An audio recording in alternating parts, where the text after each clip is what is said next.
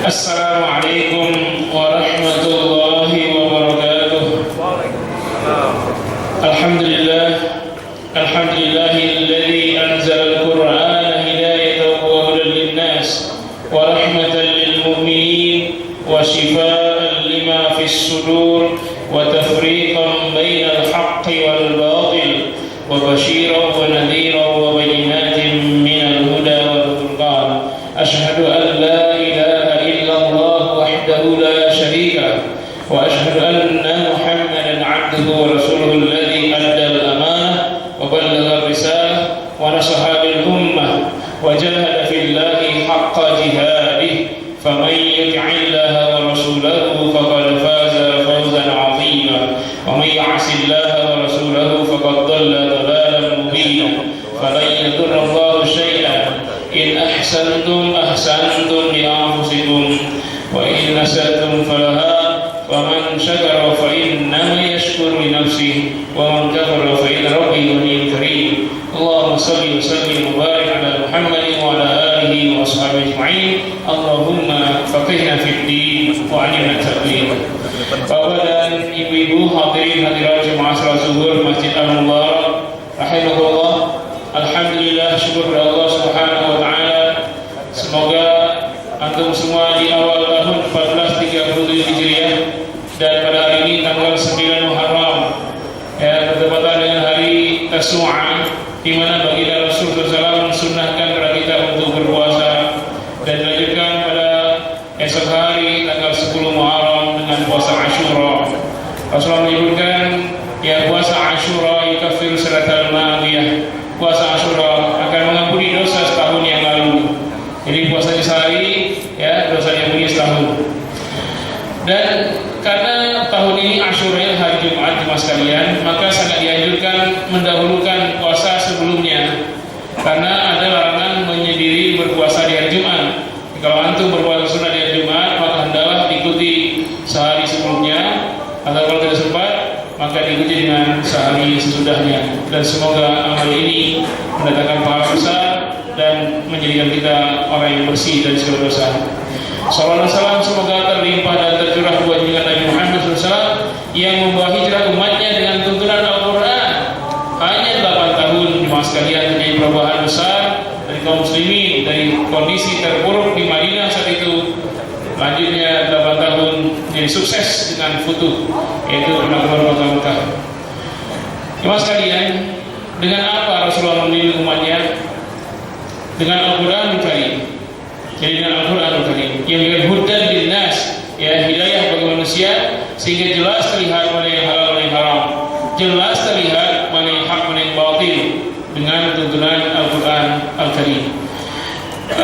Sebagaimana telah disampaikan bahwa kajian kita ini adalah tafsir min suwaril mufassilat, ya, tafsir surat-surat pendek, walaupun nanti ke belakangnya panjang-panjang. Memang kita dari belakang sekali pendek-pendek, dari An-Nas, Al-Falaq, lalu Al-Ikhlas, dan tibalah sekarang ke surat Az-Zalzalah, sebelumnya surat Al-Adiyat. Surat Al-Zalzalah ini ada 8 ayat dan tergolong ke dalam surah-surah Makkiyah, walaupun ada sebagian ulama mengatakan Madaniyah.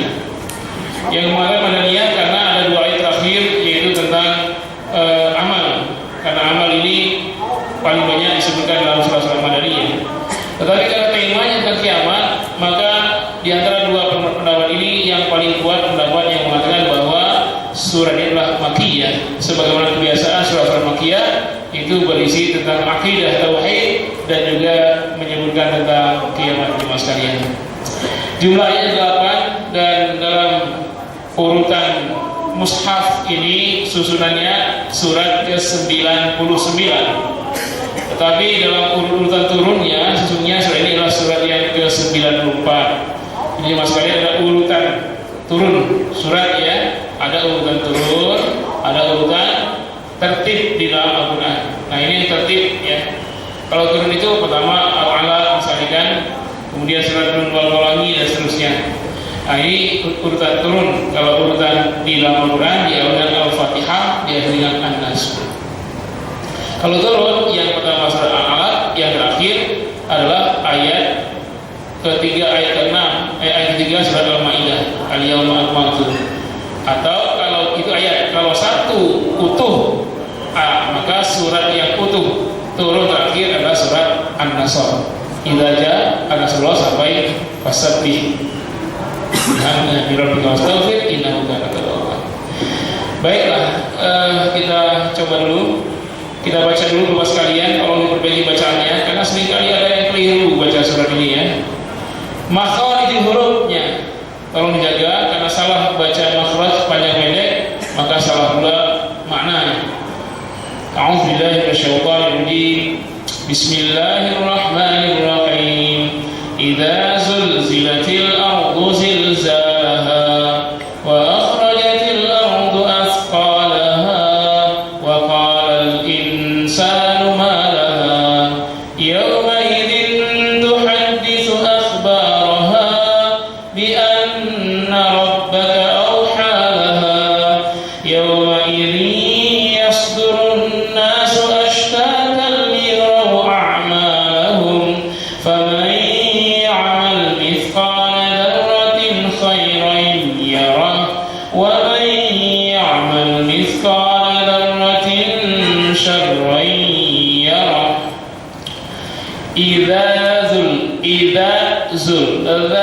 tipis di ujung lidah ya, sedikit bersentuhan dengan gigi atas tapi tidak terlalu bersentuhan. Idza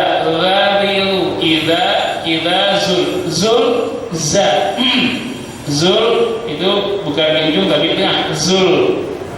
Idza zul zilatil ardu jangan Anda baca aredu, re bukan huruf qalqalah. Tebal, ardu.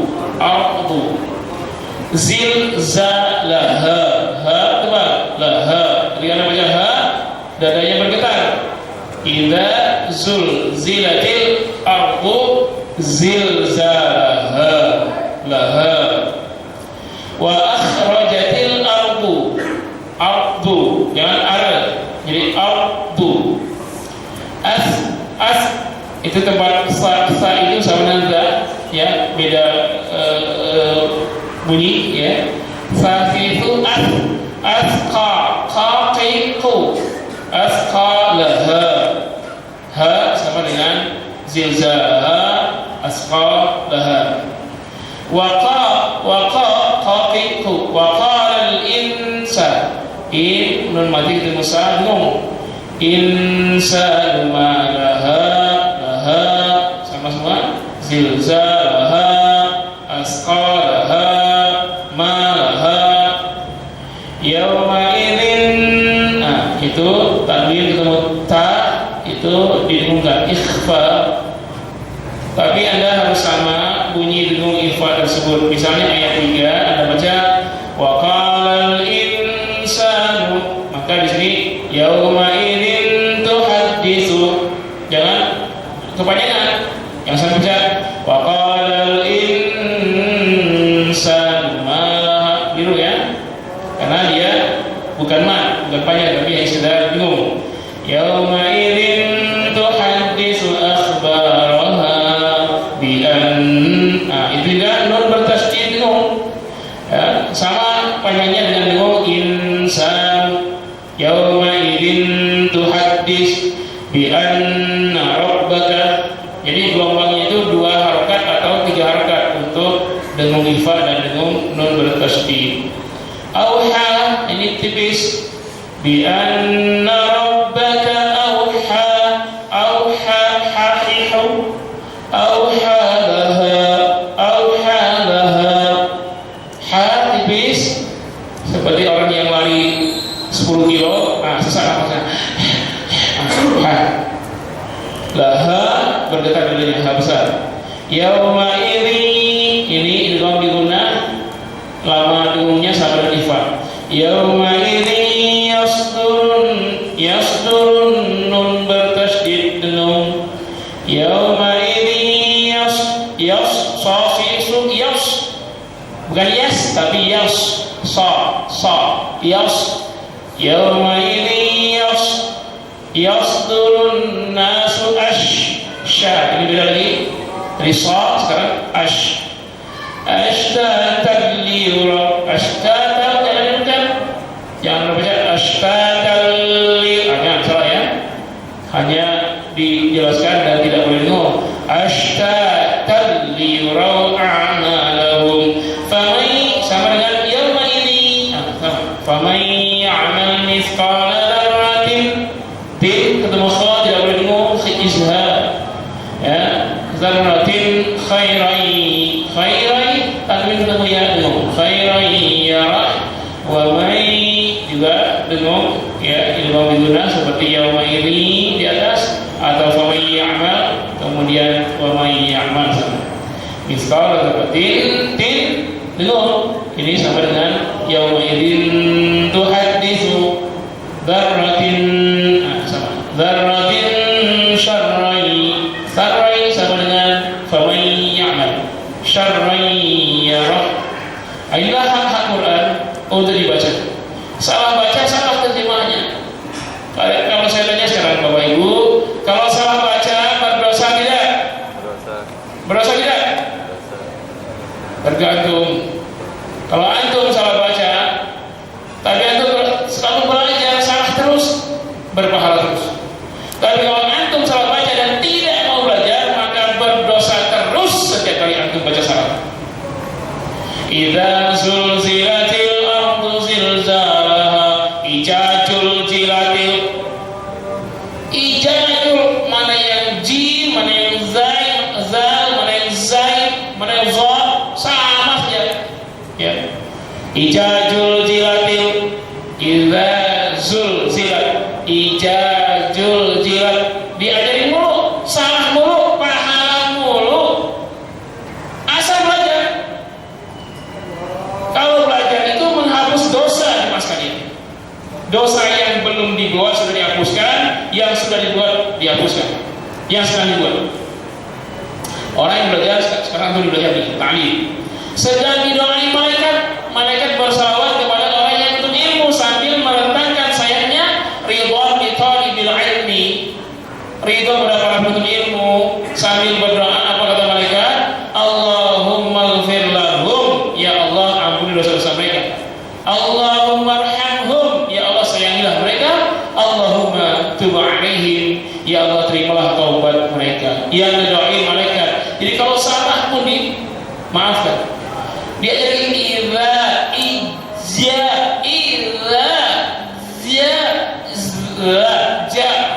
salah terus, belajar terus, pahala terus. Jadi targetnya apa? Kalau memang tidak bisa, Anda belajar saja minimal menghapus dosa. Nggak bisa terus nggak apa-apa, yang penting dosa diampuni. Belajar terus, pahala terus ya. Salah terus. Ya, geli mungkin ya. Malaikat melihatnya, geli kasih pahala. Kalau salah lagi, geli lagi kasih pahala. Idza zulzilat, ijajul jilat, idza zul ijajul ya. Asal belajar terus, no problem, no what. Tuh, kalau nggak tahu no problem, no what. Jangan belajar. Ini Al-Quran ini haknya untuk dibaca. Tapi kalau memang lidahnya yang patah, yang sudah susah, tetap belajar dan tidak masalah. Tapi, saya pasti nggak bisa, kecewa, frustasi, tidak belajar, dosa terus ketika Anda baca. Ghairil maghdubi 'alaihim waladdallin.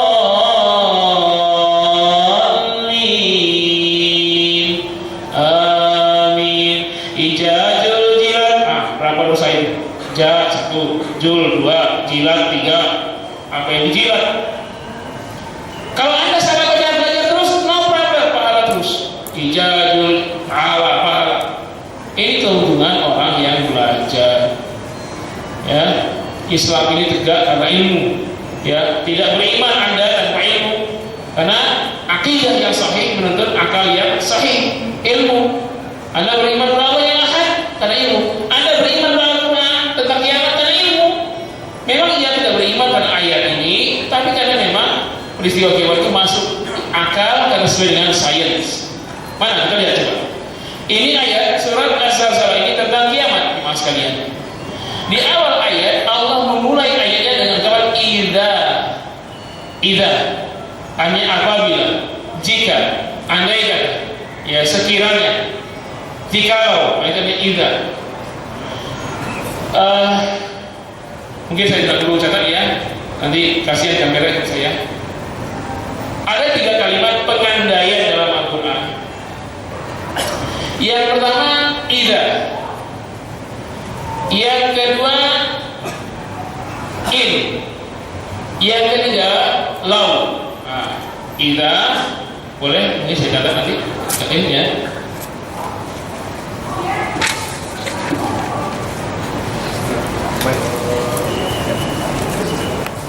Ya, anginnya kencang. Ya. Jadi kalimat pengandaian itu bisa idza yang pertama, yang kedua in, ya, yang ketiga lau. Sama artinya jika, andaikan, jikalau, apabila, ya, sekiranya. Kalimat yang pertama lau deh, lau pengandaian terhadap satu hal yang tidak mungkin terjadi. Ya, laula an asyqa ala ummati la'amartukum bisiwak. Jikalau tidak memberatkan bagi umatku Rasul, pasti kuwajibkan bersiwak. Wajibkan bersiwak, kata Rasul, pasti kuwajibkan. Sekarang bersiwak wajib tidak? Tidak. Kenapa? Nabi mengungkapkan dengan lau, sesuatu yang tidak mungkin, berarti tidak mungkin wajib. Yang kedua in, pengandaian adalah sesuatu yang bisa jadi terjadi, bisa jadi tidak terjadi.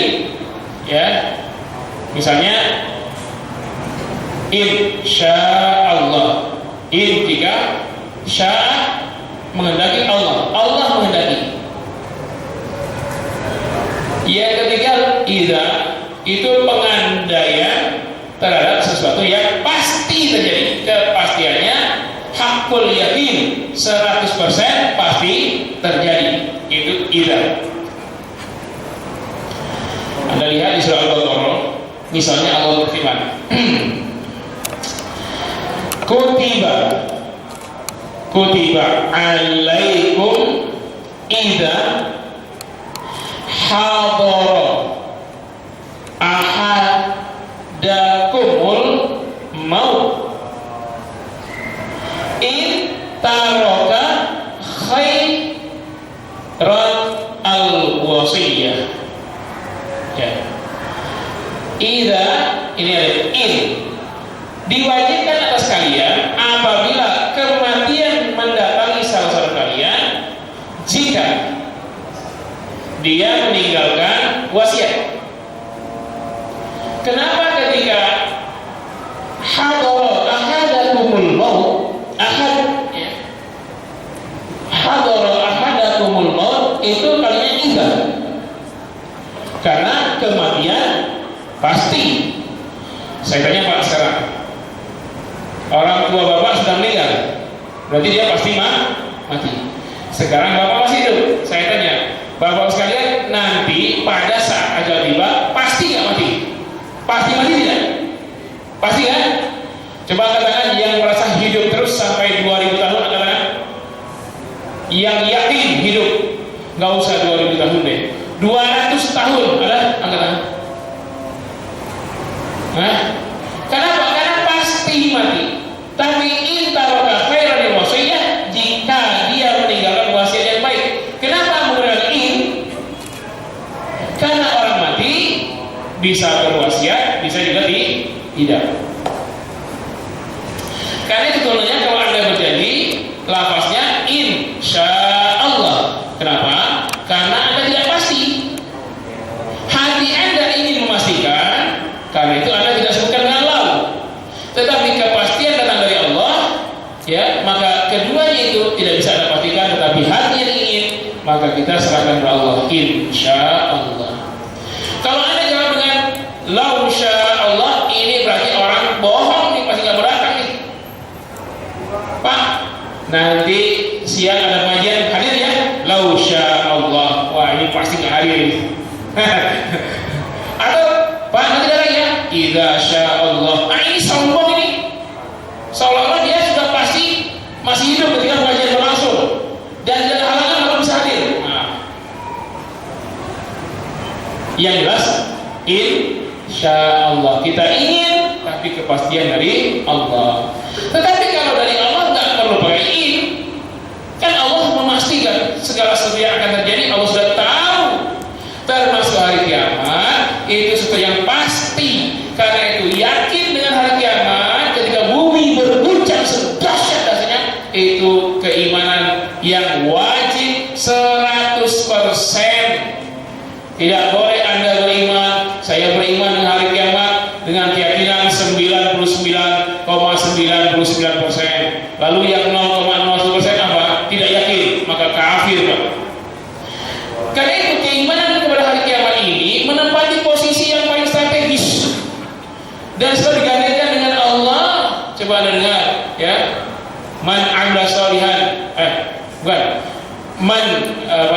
man kana yu'minu billah wal yaumil akhir falyukrim dhaifahu. Siapa yang beriman kepada Allah dan hari akhir, maka muliakan tamunya. Man kana yu'minu billah wal yaumil akhir falyakul khairan aw liyasmut. Siapa yang beriman kepada Allah dan hari akhir, maka berkata baik atau diam. Itu berulang-ulang. Allah, hari akhir, iman bahwa iman hari akhir. Ini menunjukkan bahwa hari akhir suatu hal yang pasti dan tidak boleh kita menolak kepastian terjadi itu 0,01% pun tidak boleh.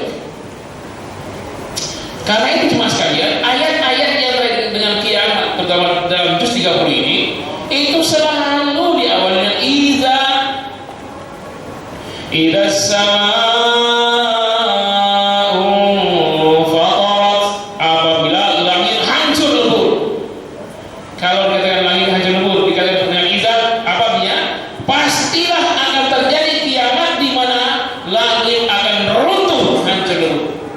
Idza samaa'un syaqqat, apabila langit terpecah belah, pastilah terjadi nanti. Idza syamsu kuwirat, apabila matahari digulung, ini akan terjadi kepastian itu. Idza dukkatil ardu dakkan dakka, apabila bumi ditumbuk sehalus-halusnya. Jadi bumi budaya kecil, ya kecil bumi ini Pak, akan ditumbuk oleh matahari, oleh Andromeda, oleh apa saja nanti. Sehalus-halusnya ditumbuk. Lalu semua apa ini? Idza waqa'atil waqi'ah, enggak pernah il waqa'atil waqi'ah, enggak ada, ya. Semua idza ketika kiamat bukan dengan in, bukan dengan law, karena kiamat itu pasti terjadi jemaah sekalian. Dan kiamat itu dua, kiamat sughra dan kiamat kubra. Kiamat sughra itu kematian. Nah, karena itu kiamat ini pakai idza al-maut, kematian. Idza hadara ahadakumul maut, adalah kematian, ini kiamat.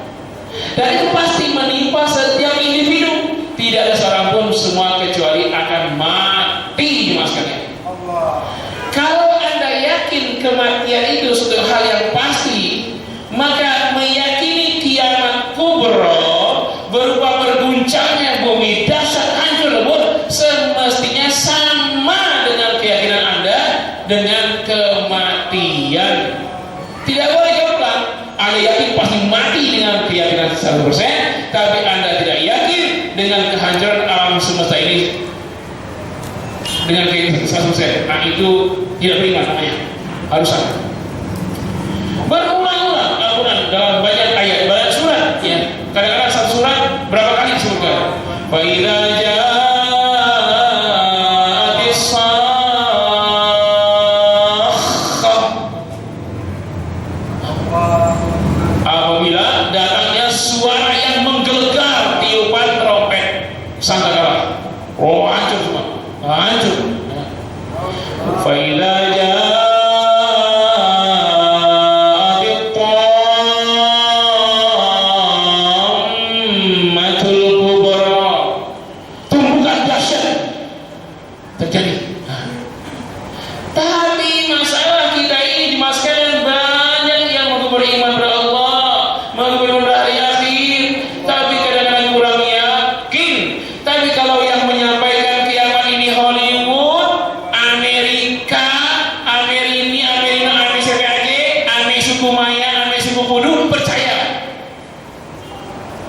saya nggak ngomong kosong ini.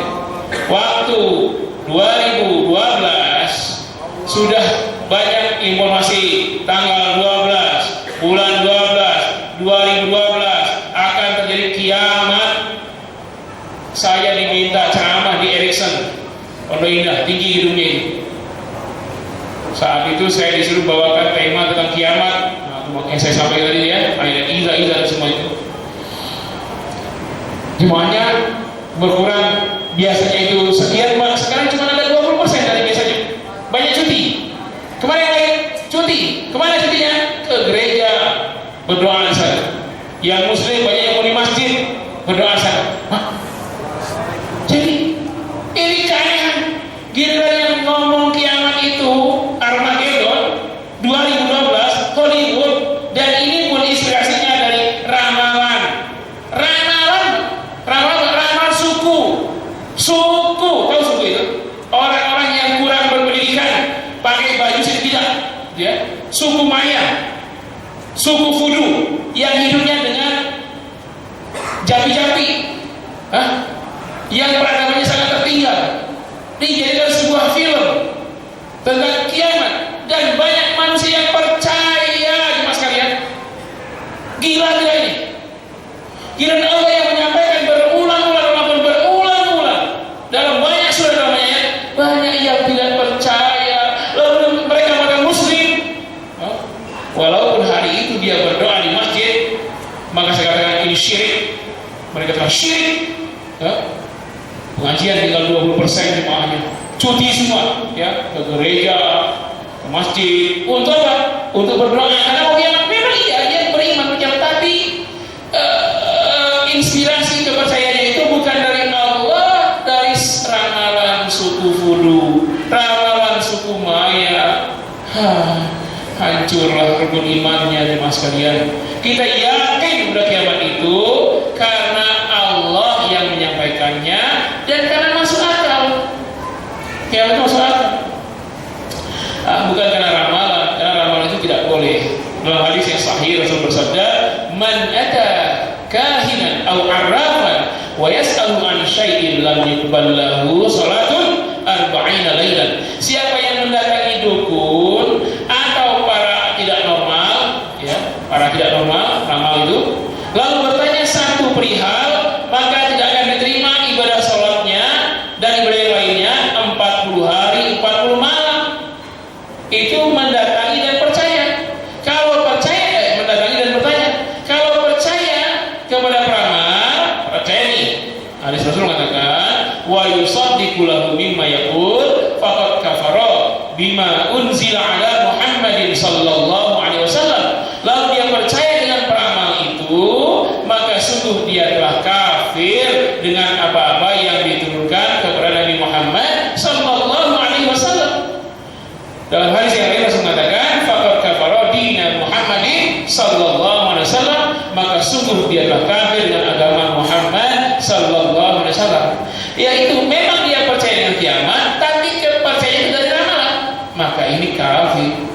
Anda percaya dengan kiamat karena Al-Quran atau karena memang masuk akal, Pak?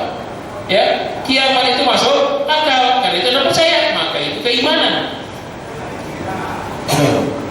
Nah, ketika Allah katakan idza zulzilatil ardu zilzalaha, mendengar ayat ini seorang yang sangat gagah sekali dari Umar bin Khattab sekalian menangis, gemetar lututnya.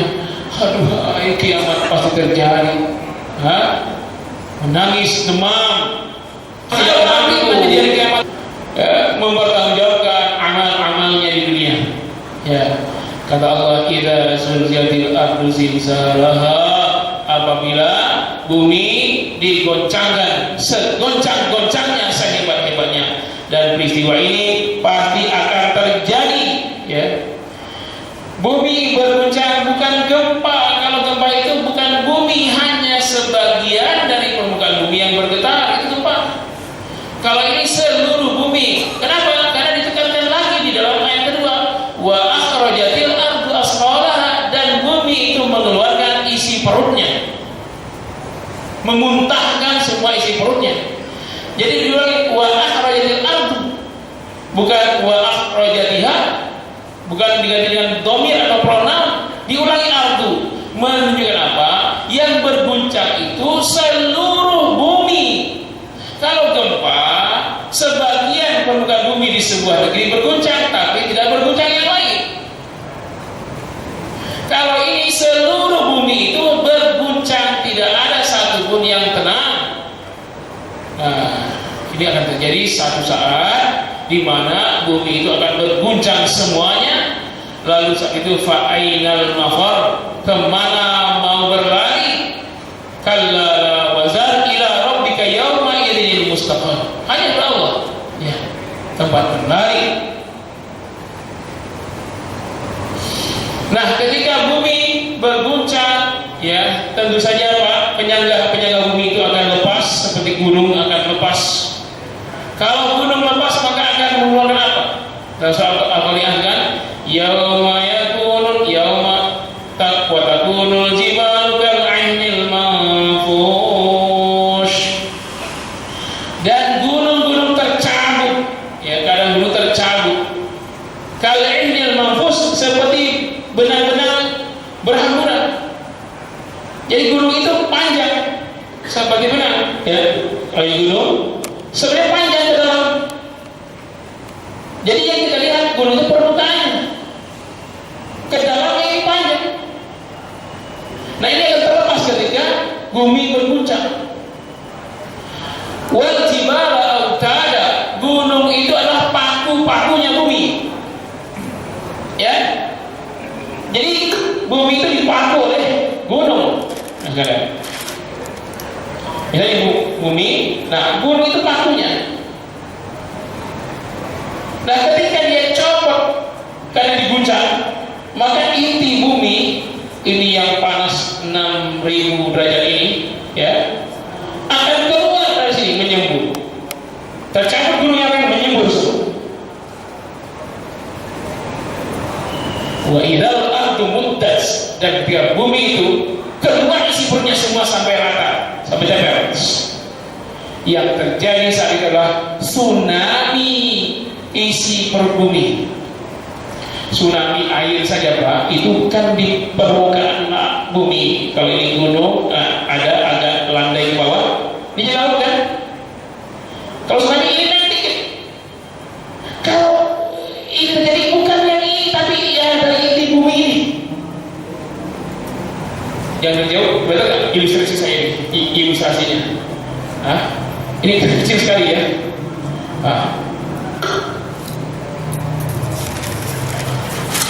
Nih, kan bumi ini inti bumi panas 6.000 derajat Celcius. Bumi itu dipaku oleh gunung. Wal jibala autada. Ketika kiamat paku ini lepas, ya, paku ini lepas Pak. Kemana? Ke berterbangan, berhamburan ke udara, ya. Wa takunul jibalu kal'ainil manfush, berhamburan. Nah, ketika itu keluarlah ini lavanya. Kalau tsunami itu adalah bagian, ini laut ini ya, laut. Nah, ini keluar ke daratan, kan ujungnya loh. Tapi kalau tsunami pada saat itu adalah inti bumi yang panas ini yang akan menjadi tsunami pada saat kiamat itu. Wa akhrajatil ardu asqalaha, bumi akan mengeluarkan isi perutnya, beban beratnya. Itu secara fisik yang akan terjadi di masa ketika kiamat, ya. Nah, ketika keluar semua, maka keluarlah kerangka-kerangka manusia yang dikubur bertahun-tahun, tengkorak-tengkorak, mungkin emas, mungkin perak, mungkin bahan bakar, batu, segala macam keluar, berserakan ke permukaan. Sampai kapan? Wa idzal ardu muddat, sampai bumi itu gepeng di masa kalian. Rata, bumi yang bulat jadi rata sama sekalian. Kenapa? Isi perutnya sudah keluar semua.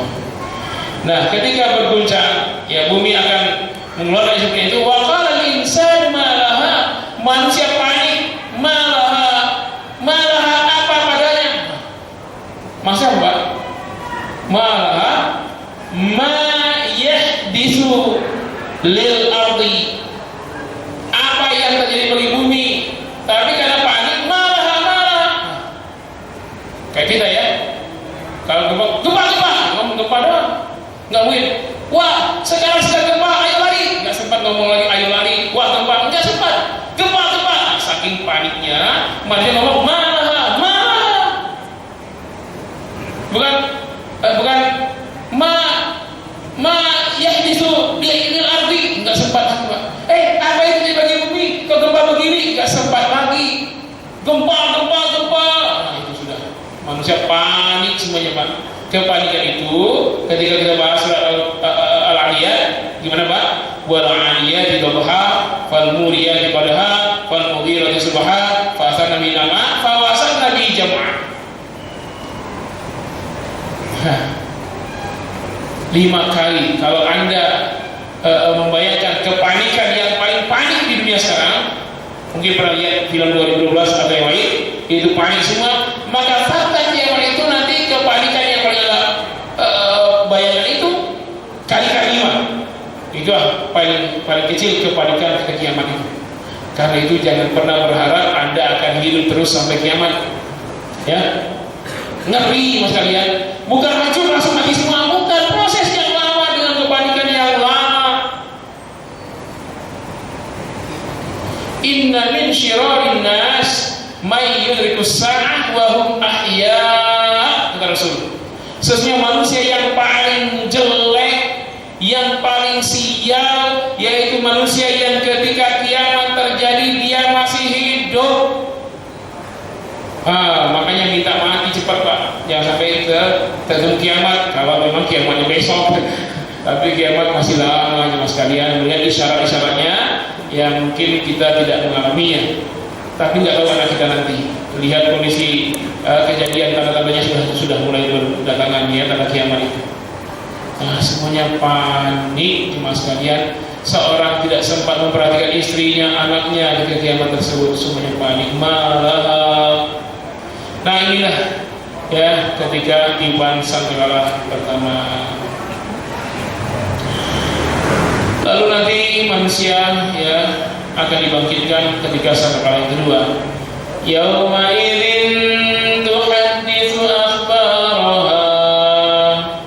Bumi yang berguncang, bumi yang mengeluarkan isi perutnya tadi, nanti yauma idzin, pada hari itu, tuhadditsu akhbaraha, akan menyampaikan seluruh beritanya. Apa yang ada di dalam unek-uneknya akan diceritakan oleh bumi. Bumi ini, Pak, dalam Al-Quran tidak ada yang mati ya. Kita katakan bumi ini mati, enak aja bilang bumi mati. Padahal kita hidup di atas bumi. Masa bumi mati kita hidup di atas yang mati? Hidup bumi ini. Buktinya dia menumbuhkan pohon-pohon, ya, buah-buah, hewan-hewan yang gemuk. Nah, kehidupan bumi itu dalam apa sekarang? Merekam semua kejadian yang kita lakukan di dunia. Makanya lagi mensunahkan ketika Bapak selesai sholat, ingin sholat berikutnya, maka berpindahlah dari tempat sholat kita selangkah atau 2 langkah ke kiri atau ke kanan, supaya bumi ini menjadi saksi bahwa dalam hadis disebutkan, ya Allah, orang ini telah berbuat di atas permukaanku, beramal soleh di sini. Tuh. Ya, kalau antum sholat, selesai sholat, mau ba'diyah dengan sebelah hari itu gantian tempat, tuh. Gantian tempat itu sunnah. Kenapa? Nanti bumi menjadi saksi. Bumi ini sekarang sedang merekam, Bapak, direkam. Saatnya tiba, nanti bumi akan menyampaikan semua yang kita lakukan, amal baiknya atau buruknya, direkam semua, termasuk wa akhrajatil ardu asqalaha, bumi mengeluarkan unek-uneknya, sudah jengkel dengan maksiat manusia di atas permukaan bumi ini. Saat tiba di minta Allah, maka bumi akan menyampaikan semuanya. Si fulan berzina di atas permukaan bumi, dia berzina di muka bumi ini. Maka tidak bisa mengelak pelaku maksiat yang merasa nggak ada yang lihat, dilihat oleh bumi, direkam. Bahkan ilmuwan Cina menemukan ada sel hidup yang mampu merekam dan menyimpan data. Ketika diterjemahkan, data itu sebanyak 20 giga sekalian. Satu sel yang hidup. Bukan ilmuwan Cina ini yang ciptakan, bukan. Dia hanya menemukan. Artinya sel ini sudah ada sejak dulu, baru diketahui sekarang, sekalian. Selama ini kita tahu yang nyimpan itu kan DNA dalam sel, nyimpan informasi, ya kan? Untuk informasi bawaan gen. Itu sudah membuktikan bahwa ada yang simpan, ada yang direkam. Tetapi banyak sel yang Allah ciptakan, sesungguhnya sedang merekam semua buat kita. Mungkin juga amuba, mungkin virus, mungkin bakteri. Nah, kalau Anda bayangkan dalam diri Anda ada berapa miliar sel? Ada triliunan sel kan? Nah, semua sel itu merekam perbuatan Anda, dan nanti di yaumil akhir yang menghisab akan menjadi saksi atas perbuatan baik Anda atau perbuatan buruk Anda. Karena kalau Anda berbuat baik, nggak usah ingin dilihat orang, nggak usah. Penyaksi Anda sudah triliunan jumlahnya. Kalau Anda berbuat maksiat, ingatlah Anda disaksikan oleh triliunan, termasuk Allah yang Maha menyaksikan. Karena itu tidak tempat bagi kita kecuali berbuat amal soleh. Nggak ada tempat berbuat maksiat karena pasti direkam, pasti disaksikan. Nanti bahasanya bumi menyampaikan, ya, yauma idzin yuhaditsu akhbar, menyampaikan semua rekaman itu. Kenapa bisa begitu? Bi anna rabbaka awhala, karena Tuhannya yang telah memerintahkannya. Perintah Allah awha, perintah yang tidak terbantahkan. Sama wahyu, tidak bisa dihalang-halangi. Kenapa? Karena kondisi bumi seperti itu nggak usah Anda cari logikanya, Anda akal-akalin bagaimanapun tetap saja. Kenapa? Karena proses bumi hancur, bumi mengeluarkan isi perutnya, bumi menyampaikan semua undang-undang dan kabarnya itu adalah perkara auhalah, perkara Allah yang memerintahkannya dengan perintah amrun takwini, perintah dengan ungkapan takwin, yaitu kun fayakun. Ini adalah kekuasaan, kesempurnaan kekuasaan Allah. Jika Allah hendak melakukan, maka Allah cukup mengatakan kun fayakun. Bumi mereka mengekspos nanti di akhir apa yang dilakukan, baik itu perbuatan lisan yang berbicara, anggota tubuh yang beramal, atau hati yang berniat, atau suuzon atau husnuzon, maka ini akan direkam oleh bumi, dan kemampuan bumi itu adalah proses kun fayakun. Kun fayakun. Innama amruhu idza arada syai'an ayyakula lahu kun fayakun. Yauma idzin yasdurun nasu ashtatan liyaraw a'malahum. Pada hari itu manusia dikeluarkan berbangkit dari kuburnya. Untuk apa? Liyaraw a'malahum, untuk berashtatan, bergolong-golong, berkelompok-kelompok. Liyaraw a'malahum, untuk diperlihatkan amalnya, amal lisannya, amal perbuatannya, amal pikirnya, amal kolbunya. Diperlihatkan, Pak. Kapan itu, Pak? Ketika hari berbangkit, Ibu sekalian. Nanti semua kita akan nonton setiap diri kita dari lahir kita sampai mati, diulang lagi kasetnya, Pak. Wah, lama sekali, Ustaz. Iya. Lamanya di akhirat itu kalau 60 tahun hidup di dunia, paling-paling 1 jam. Jadi seperti nonton 1 jam. Dalam akhir surat An-Nazi'at Allah mengatakan, ka'annahum yawma yarawnaha lam yalbathu illa 'ashiyatan aw duhaha. Seolah-olah mereka pada hari mereka menonton, yawma yarawnaha, di hari mereka melihat, menonton kehidupan dunianya. Ini di hari berbangkit, nonton kehidupan dunia.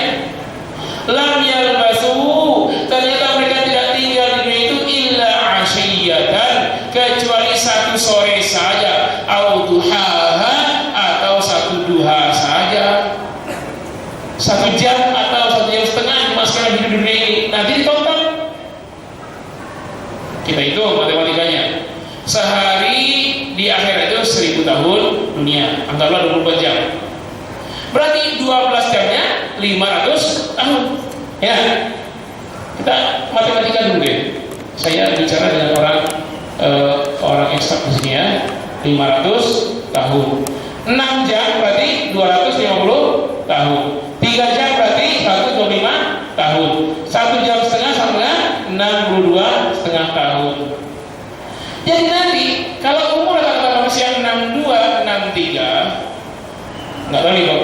Saya ini 260 di sini ya. Pasti nggak ada anak pensiun. Nah, antum pada sering ini. Nanti nonton kehidupan dunia ini 1 jam setengah. Dari lahir sampai mati. Itu yang meninggalnya umur 65, 63. Kalau meninggalnya umur 30 karena trek motor, kecelakaan mati, nah itu setengah jam. Ada yang itu cinta 19 tahun bunuh diri, nah itu seberapa jam? Segitu aja, nggak lama-lama. Nah iyo amal, semua amal-amalnya itu amal, itu jamak dari amal satu amal semua amal. Cuman 1 jam nontonnya itu diperlihatkan semua. Nah apa yang apa globalnya saja? Kalau ada film itu kan cuman tayangan garis besar. Enggak, serinci-rinci ilmunya. Faman ya'mal mithqala dzarratin khairan yarah. Maka barang siapa yang beramal di dunia itu sebesar debu yang paling ringan, dzarrah, atom yang paling kecil saja kebaikan, dia akan tonton dalam waktu durasi ini. Yarahu, dia akan melihatnya, melihat amalnya dan melihat balasannya, kebaikan. Wa man ya'mal mithqala dzarratin syarran yarah. Barang siapa yang berbuat sekecil debu yang paling ringan, zarah itu kalau Anda buka jendela di rumah, nanti ada sinar matahari, kelihatan juga ada debu berterbangan tuh. Nah, itu zarah. Sekecil itu amal buruknya, ya rohu, dan dia akan tonton dan akan merasakan balasannya. Tidak ada amal sekecil apapun, baik kebaikan maupun keburukan, kecuali akan dibalas oleh Allah Subhanahu wa Ta'ala. Jemaah sekalian, karena itu jemaah sekalian, jangan pernah sepelekan amal-amal yang kecil. Mentang-mentang sunnah, sunnah ini kalau tidak makan, Senin Kamis sunnah, mendingan makan-makan. Jangan sepelekan amal kecil itu. Siapa tahu nanti ketika amal-amal wajib Anda itu tekor tidak? Salat zuhur tidak? Salat zuhur jam berapa? 2:30.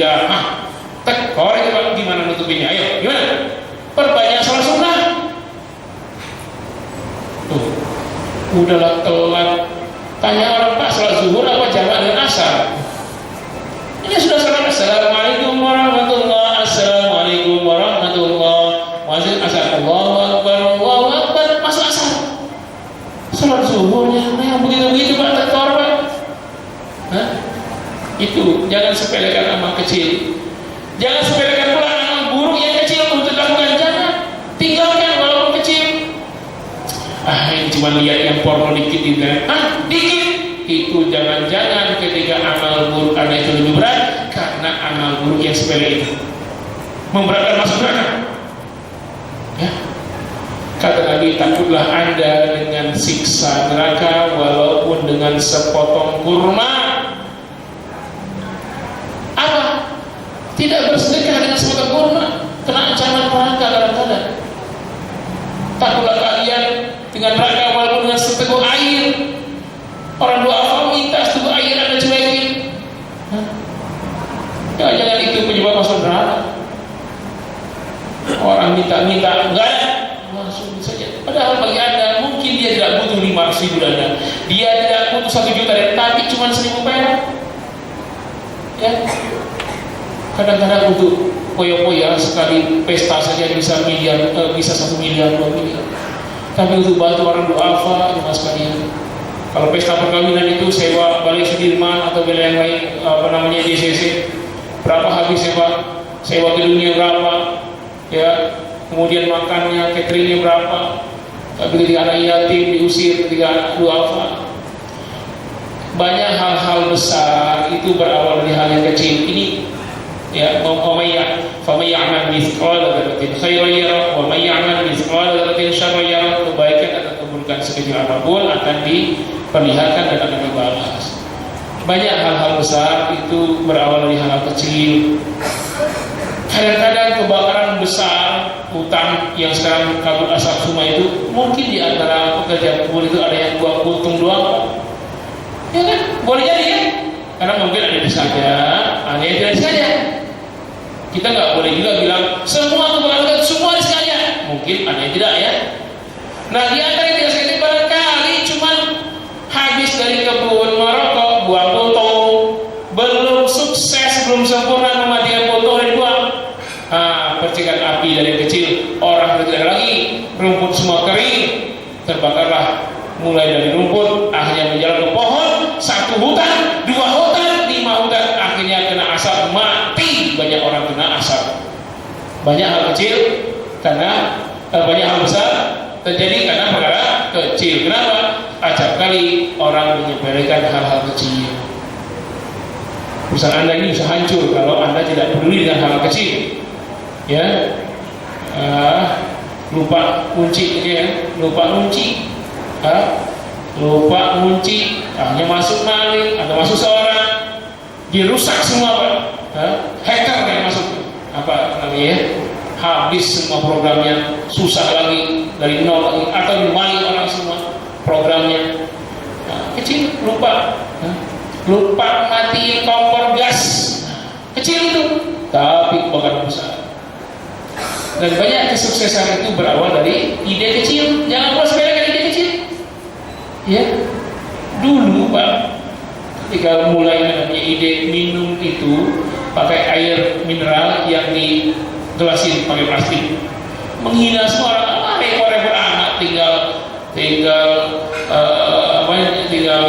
nimba, masak, udah satu periuk ini satu repot sekali. Dihina orang dulu Pak.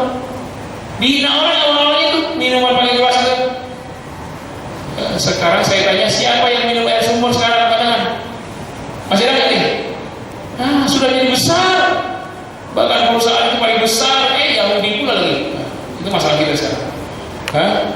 Jangan sepelekan itu ya. Dulu sepelekan orang Pak. Di kampung-kampung ngapain?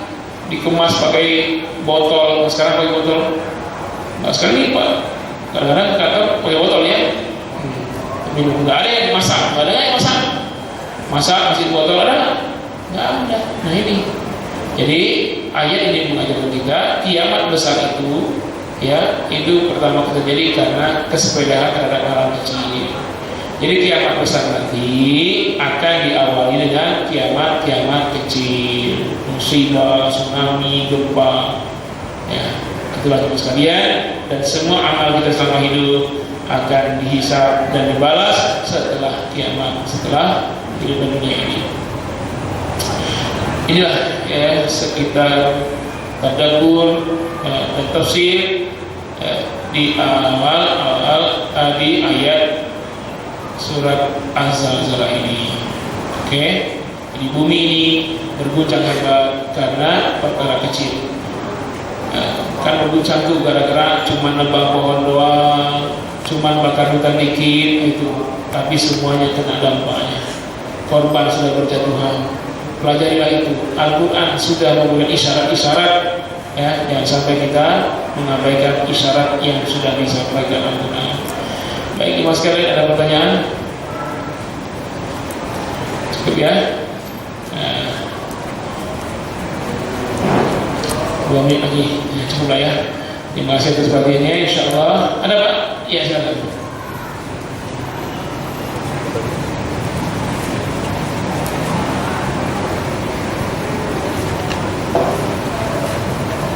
Assalamualaikum warahmatullahi wabarakatuh, Ustaz. Waalaikumsalam. Ini Ustaz, ini agak menyimpang. Ini kan lagi KPK lagi rame-ramenya nangkap orang yang nyokok ini Ustaz. Apa orangnya? Orang yang terima sogokan dari orang lain, korupsi. Karena ada ini Ustaz, katanya dosa yang paling tidak diampuni dosa syirik kepada Allah Ustaz. Jadi yang korupsi itu kayaknya nggak ada dosa bisa diampuni Ustaz. Gimana hubungannya Ustaz? Terima kasih. Assalamualaikum warahmatullahi wabarakatuh. Waalaikumsalam. Innallaha la yaghfiru an yushraka bihi. Allah tidak akan mengampuni dosa orang yang syirik. Maksudnya apa? Kalau orang meninggal dunia belum bertobat dan matinya itu syirik, maka tidak diampuni, dia kekal di neraka. Tapi selain syirik akan ada peluang ampunan. Dari mana? Mungkin amal solehnya, amal jariahnya yang banyak sebelum wafat, atau ilmu bermanfaat yang pernah diajarkan, atau anak soleh yang selalu mendoakan. Tapi untuk sokok-sokok ini Pak jelas juga dosa besarnya. Bahkan Nabi mengatakan, la'anallahu rash wal murtash. Allah melaknat penyogok dan penerima sogok. Kalau ada lafaz la'anallah berarti itu dosa besar. Dan dalam hadis yang lain Rasul juga ar-rashi wal murtashi finnar. Penyogok dan penerima sogok kedua-duanya ke dalam neraka. Dalam ayat yang lain, dalam hadis yang lain, kalau masuk neraka itu disebutkan dengan yadkhulun nar, masuk neraka, atau dakhalan nar, masuk neraka, atau yasla narul kubra, masuk neraka. Ada kalimat dakhala, yadkhulu, atau yasla. Tapi untuk sokoknya Pak ini nggak pakai lagi kalimat masuk Pak, langsung dikatakan ar-rashi wal murtashi finnar, nggak pakai kata masuk lagi Pak. Saking dahsyatnya dosa besar ini, kata Nabi, penyogok atau penyuap dan penerima suap kedua-duanya di dalam neraka. Nggak Nabi katakan masuk ke dalam neraka, kalimat masuk pun nggak disebutkan, langsung finnar, menunjukkan besarnya dosa suap penyuap. Tuh, ini kalau suap penyuap. Tapi kalau terzolimi nggak termasuk. Yang menzolimi yang masuk. Contoh, dulu saya kuliah S2, biaya sendiri Pak. Hampir saya di DO karena tidak bayar SPP. Pihak kampus menyarankan saya mengurus surat keterangan miskin biar dapat dispensasi 50%. Berdua istri kuliah. Nah, kita uruslah Pak itu ke kantor kelurahan, surat keterangan miskin. Keterangan apa? Miskin. Udah selesai, minta, Pak, kita kan mengurus surat keterangan miskin, berarti kita miskin Pak. Iya, tapi ini adanya administrasinya Pak. Nggak dikasih itu surat. Nah, itu hak kita kan, padahal dia digaji oleh negara untuk bikin kayak gitu, masih minta juga Pak. Nah, kalau gitu gimana Pak? Ya itu hak kita kan, daripada nggak dapat sudah kita berikan. Itu kita tidak termasuk karena kita terzolimi. Tapi kalau ini Pak uangnya, kalau nggak pakai uang nggak jadi itu surat. Nah itu suap uang ya. Beda kan ya? Beda kan? Nah sama proyek-proyek juga. Kalau saya bayar dulu itu suap, itu nggak sah, dosa besar. Subahan. Kalau tidak haram subahan. Makanya yang seperti itu ya bersihkan dengan banyak sedekah. Saya tahu juga di kantor banyak gitu-gituan ya. Susah Pak jalan kantor Pak. Saya hampir di orang kantoran juga. Ternyata begitu main. Ya itu berat. Kenapa sistemnya sudah bobrok? Makanya kalau mau berpindah hijrah dari sistem bobrok ini ke sistem Islam, tidak ada sebab menyuap. Ketika saya bahas tentang azab kubur, salah satu yang menyebabkan disiksa di kubur apa? Korupsi, mas kalian. Korupsi. Ya, Nabi marah ya. Nabi ovenlah. Celaka kau. Sahabat waktu itu Imam ya Rasul, engkau mengumpat saya. Celaka. Bukan kamu yang dalam kuburan ini celaka disiksa di kubur. Kenapa? Dia ini adalah sahabatku. Ini sahabat Nabi. Dulu ketika hidup saya suruh diambil zakat di negeri Fulan. Semua harta zakat itu di store semua ke Baitul Mal. Cuma satu yang nggak di store Pak, baju besi, perisai baja untuk perang. Dia simpan di rumahnya tanpa izin Rasulullah. Kemudian dia meninggal dunia, maka ketika itu tapi dia diazab kubur, dia kayak kepalanya dipukul dari perisai baja, dipanasi di belakang, dipanasi dipukul kepalanya sampai hancur pecah sampai hari kiamat. Bayangkan dia itu mengambil perisai besi bukan untuk menumpuk kekayaan, untuk apa? Untuk perang jihad sabilillah nanti kalau dia perang. Cuma nggak izin Nabi, yang dikorupsi cuma perisai baja, tidak bisa bikin rumah 5 lantai, nggak bisa bikin beli mobil Lamborghini, nggak bisa itu perisai baja. Untuk perang doang. Ini sahabat Nabi tidak selamat dari korupsi Pak. Sahabat bayangkan berani korupsi tidak selamat. Ini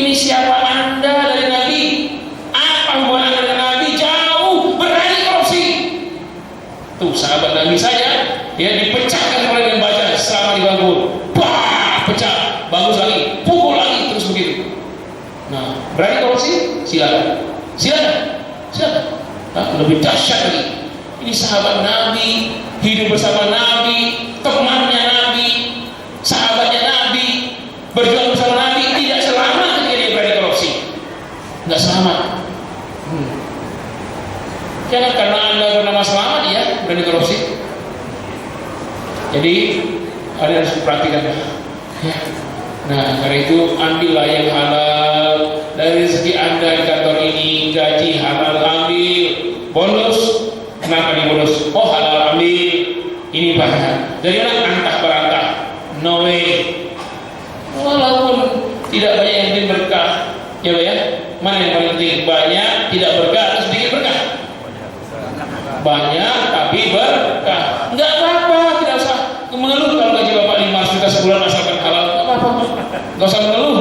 Ya gaji sebulan 500 miliar. Enggak apa-apa. Enggak usah mengeluh. Yang penting halal. Ya, 500 miliar halal apa 500 juta halal? Nah, itu Pak, ya. Berkah ya. Jangan coba-coba seperak pun. Baru sesuatu yang masuk Pak Bro, enggak diterima doa dan ibadah 40 hari, 40 malam tuh makan halal. Makanya doanya enggak yang berguna ya makan halal. Ya, bersihkan diri kita, keluarga kita, pakaian, makan tubuh kita dari yang haram. Suap menyuap apalagi itu. Ustaz sudah tidak bisa lagi. Ya karena semua orang memaklumi. Coba kalau semua orang tidak mau, di Jepang aja bisa kan? Dia tidak beriman kepada Allah, bisa kan? Berani ada senyum di Jepang, ya hancur Anda. Ya di Jepang. Jangan korupsi harta, korupsi waktu aja nggak berani di Jepang. Terlambat ada 1 menit ditinggalin, 1 menit, setengah menit deh. Nah, kalau saya sekarang berkorupsi 5 menit waktu, Anda masih nunggu juga. Kalau dia Pak, saya sama jam 1:05 ini udah hilang semua habis semuanya ya. Kalau ini masih ada. Nah, tapi ini bukan korupsi Pak, kalau ini kan bonus. Nah, korupsi bonus. Kalau korupsi itu belum selesai, sudah selesai ya. Inilah teman-teman sekalian, ketika kita belajar ayat-ayat tentang kiamat, semestinya ini akan merubah amal kita di dunia sehingga menjadi lebih baik, lebih ikhlas dan terhindar dari kekeliruan dan kesalahan yang akan berdampak buruk kepada kita di hari kiamat nanti. Mudah-mudahan bapak-bapak sekalian, istri antum, keluarga antum, jemaah antum semuanya diselamatkan Allah di dunia ini dan selamat pula negeri yang akhir bersama-sama dengan keluarga dan jemaahnya masuk dalam surga Allah Azza wa Jalla. Terima kasih dan mohon maaf. Subhanallahumma bihamdika asyhadu an la ilaha illa anta astaghfiruka wa atubu ilaik. Walhamdulillah wassalamu alaikum warahmatullahi wabarakatuh.